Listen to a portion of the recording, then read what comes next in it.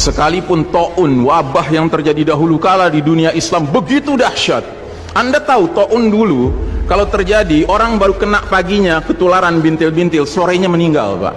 Kalau sekarang orang di swab positif, sekian belas hari dia isolasi mandiri, kemungkinannya dua, kemungkinan sembuh, kemungkinan mati. Prosentasenya berapa? Sembuh 80%, Pak, mati 3%, kecil sekali. Bukan berarti kita menganggap ringan nyawa orang, tidak. Cuman saya ingin menggambarkan betapa taun dahulu lebih dahsyat daripada yang so-called pandemi, yang lebih cocok disebut plandemi ini. Direncanakan ini, Pak.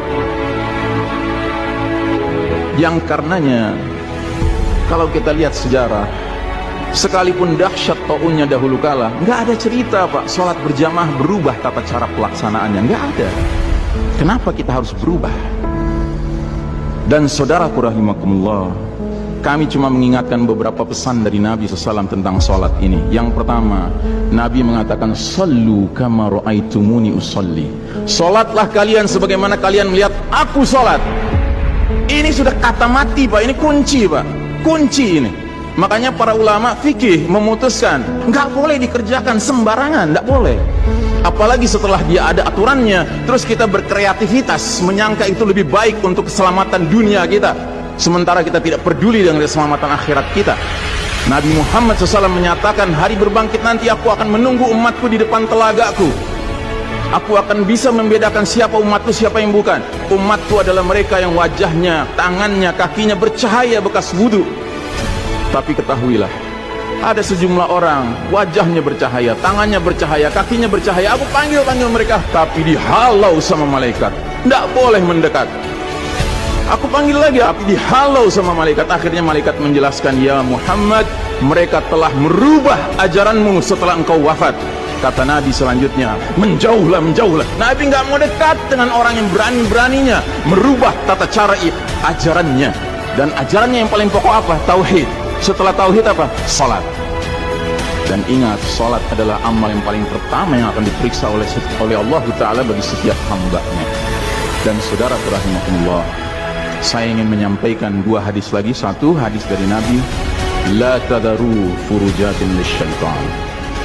Jangan kalian biarkan celah-celah itu untuk syaitan. Ini Nabi Muhammad SAW yang berbicara, bukan Ihsan Tanjung. Kalau Ihsan Tanjung yang berbicara, Anda boleh tolak, Pak. Ini Nabi Muhammad SAW yang berbicara, yang kita baca salawatnya dengan harapan mendapatkan syafaatnya, dengan harapan boleh meminum air dari telaganya. Jadi kata Nabi apa?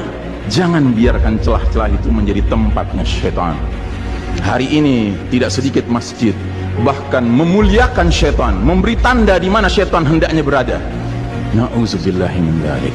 Mau jadi apa kita, Pak? Mau jadi umat seperti apa kita? Ini adalah simpul terakhir, saudaraku. Kalau sampai simpul terakhir ini kita relakan lepas, sudah tidak ada sisanya ajaran ini di muka bumi.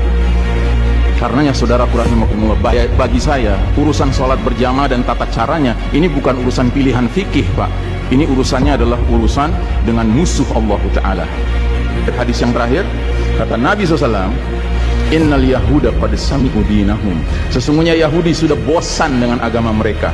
Wa innahum qaumun hasadun. Dan mereka adalah kaum yang sangat hasad kepada kita umat Islam, terutama dalam 3 perkara. Satu, raddis salam.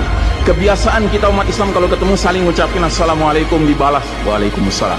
Itu Yahudi nggak senang, Pak. Yahudi tidak senang melihat umat Islam berukhuwah Islamnya. Yahudi nggak senang umat Islam kalau ketemu saling bersedekah dengan senyum, makanya dibikin aturan begini, nggak kelihatan senyum kita. Yahudi nggak senang kita ketemu jabat tangan, rontok dosa-dosa. Maunya mereka begini saja jabatan tangannya. Dari mana ini semua?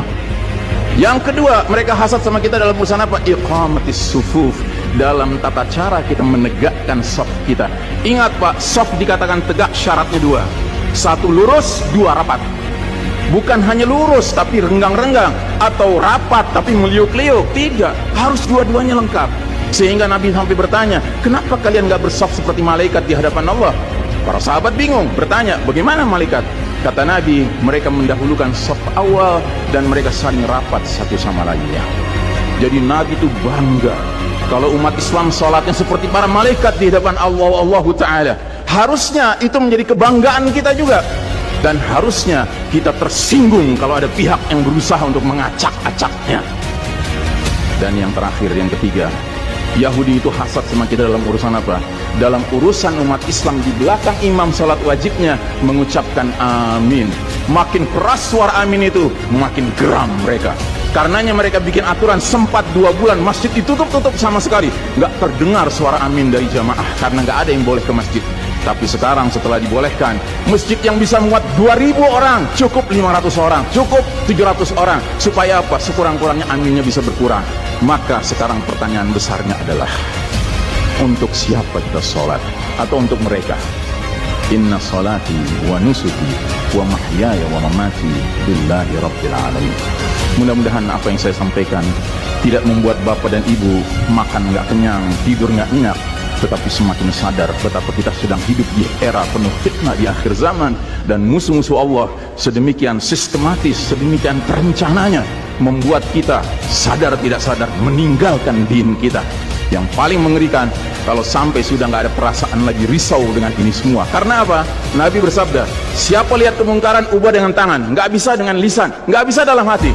Dalam hati itu maknanya apa? Ingkari itu sebagai kebenaran, itu mungkar. Dan itu kata Nabi selemah-lemahnya iman. Sehingga di hadis yang lain kata Nabi, kalau mengingkari saja sudah nggak ada iman sama sekali. Nah, yang kita khawatir kalau kita ternyata ridho saja dengan aturan sholat WHO ini, Pak. Padahal harusnya kita sholat dengan cara Nabi Muhammad SAW, bukan caranya Tedros atau Bill Gates. Kepada jamaah, inilah nasihat dari hati yang paling dalam kepada saudara-saudara yang saya cintai karena Allah, yang kita sama-sama bersalawat, kita sama-sama mengharapkan air dari telaga Nabi. Tapi boleh jadi nggak semua kita ngerti apa yang harus kita lakukan agar air telaga itu dapat jaminan kita boleh meminumnya.